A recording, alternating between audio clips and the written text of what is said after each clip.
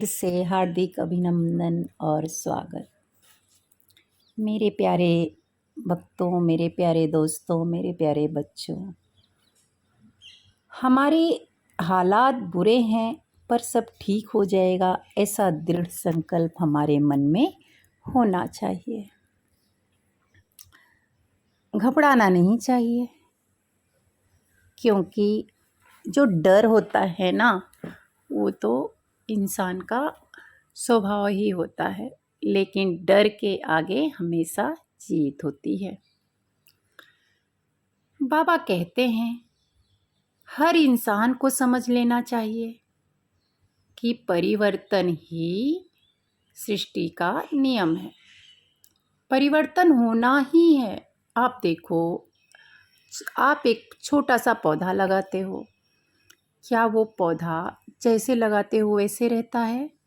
नहीं ना, वो धीरे धीरे धीरे धीरे बड़ा होता है, उसमें और निखार आती है, बाद में उस फल फ्रूट आते हैं उसमें, फिर वो बुढ़ा भी होता है, फल भी नहीं देता।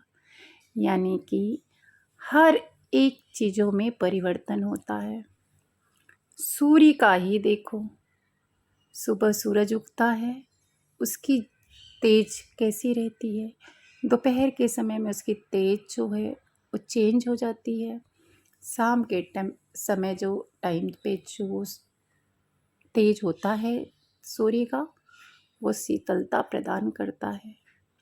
हुआ ना, चेंज होता है। यानी कि हर इंसान के लाइफ में जो है वो चेंज होना है, कभी सुख और कभी दुख।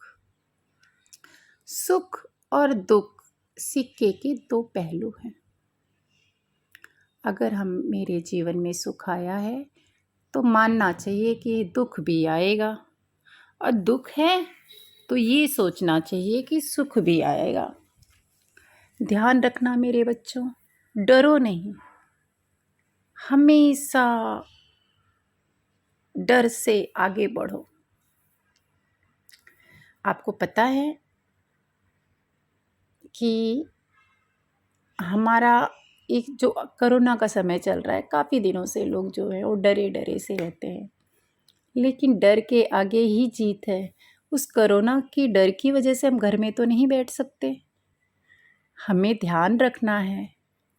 ध्यान रखना हमने सीख लिया, लेकिन डरना नहीं छोड़ा। तो ध्यान रखो, साथ साथ में डरो भी नहीं। आज से आपको मैं बता रही हूँ, आप लोग डर को कैसे निकालोगे।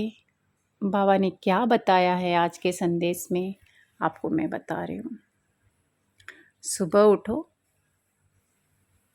1 घंटे के लिए मोबाइल हाथ में मत लो, किसी से कांटेक्ट मत करो। अपना बाबा का जाप है, बाबा का मेडिटेशन है, बाबा का आत्मचिंतन करो, अच्छी अच्छी चीज़ें करो, बाबा को शुक्रिया करो। शुक्रिया वर्ड जो होता है बहुत ताकतवर होता है, बहुत अमृत होता है। तो हमें शुक्रिया करना चाहिए। बाबा आपने मुझे माता दिया, इतनी अच्छी माँ दिया, इतने अच्छे पिता दिया, उसका शुक्रिया। बाबा आपने मुझे इतना अच्छा दोस्त दिया, उसके लिए शुक्रिया। मेरे गुरु इतने अच्छे हैं, उसके लिए शुक्रिया। यानी कि हमारे दिन की शुरुआत जो होती है वो शुक्रिया से होनी चाहिए। तो क्योंकि जब हम दुनिया की बातें सुनते हैं ना, तो हमारे मन में वही घूमते रहता है, पूरा दिन वही चलते रहता है। कभी कभी तो कोई ऐसा मिल जाता है कि सुबह ही फ़ोन करके बताता है कि ऐसे ऐसी चीज़ें हो गई है, तो मैं भी अपने आप को कंट्रोल ना करके पूरे दिन मेरे दिमाग में वही घूमते रहता है। उस घूमने के चक्कर में मैंने ईश्वर को भुला लिया। जिस ईश्वर ने मुझे जन्म दिया उस ईश्वर को भूल गई। जिस माता पिता ने मुझे जन्म दिया उस माता पिता को भूल गई, क्योंकि मैं तो वो बंदी का याद कर रही हूँ, अरे उसने मेरे बारे में ऐसा बोला, ऐसा हो रहा है, ऐसे पूरा दिन मेरा ख़राब चला जाता है।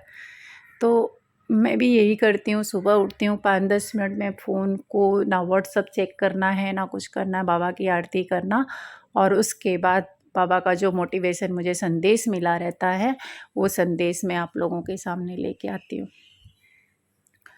यानी जो सुबह की सोच होती है वो बहुत ताकतवर होती है। हमें अंतर मन को, आंतरिक शक्तियों को जागृत करने का जो समय होता है वो सुबह होता है। तो मेरे प्यारे दोस्तों, इस समय जो है हमें अपने सोच को बदलना बहुत ज़रूरी है। सोच को बदलने के लिए क्या करना है, क्योंकि जो हम पढ़ते हैं, देखते हैं, सुनते हैं, वही हमारा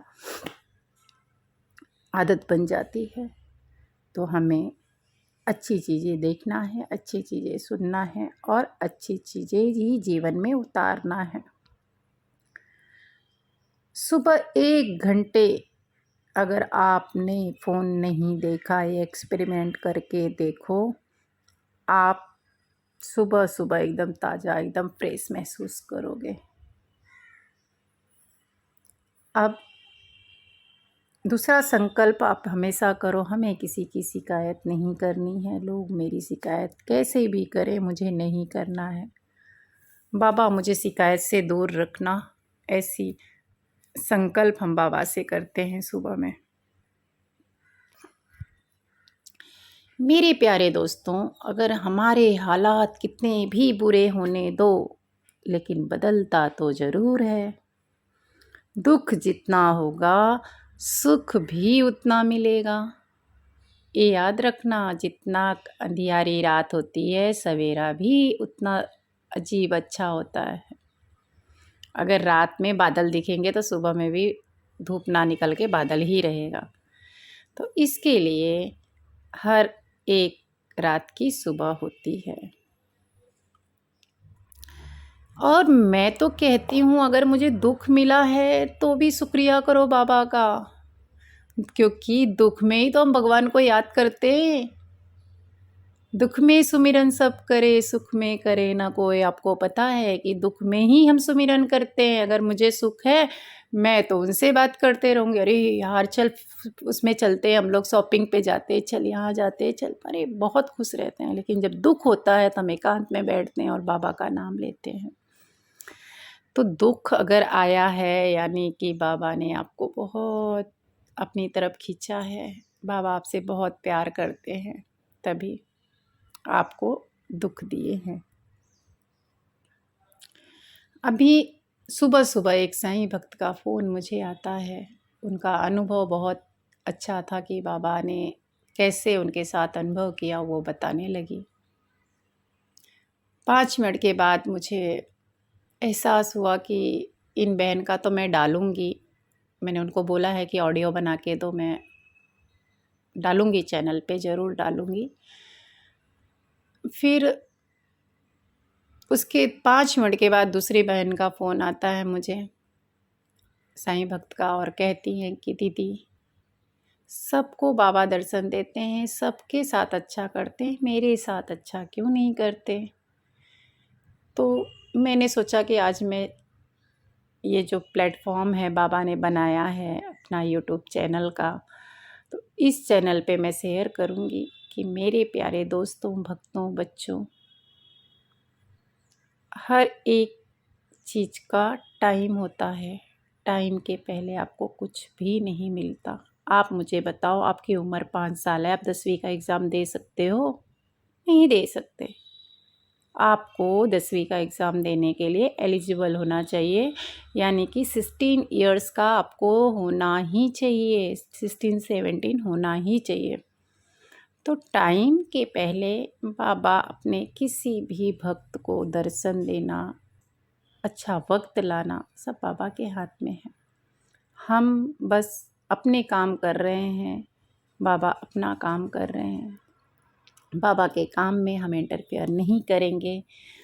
चलिए, ज़्यादा मैं आप लोगों का समय नहीं लूँगी, मुझे भी अभी ऑफ़िस के लिए निकलना है।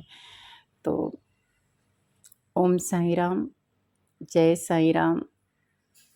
ध्यान रखना अपना आप लोग, और बाबा की हर एक सीख को अपने जीवन में उतारना।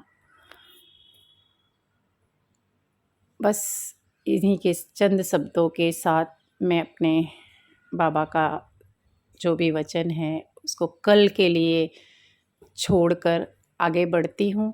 अगर आप लोग ने अभी तक सब्सक्राइब नहीं किया है तो प्लीज़ सब्सक्राइब करें, क्योंकि हमारा परिवार जितना बड़ा होगा हमारी बाबा के संदेश भी उतने घरों में पहुँचेंगे। तो मेरा आप लोगों से करबद्ध निवेदन है कि प्लीज़ आप लोग ज़्यादा से ज़्यादा शेयर करें, सब्सक्राइब करें, बेल आइकन दबाएं और लोगों तक ये संदेश पहुंचाने में मेरी मदद करें।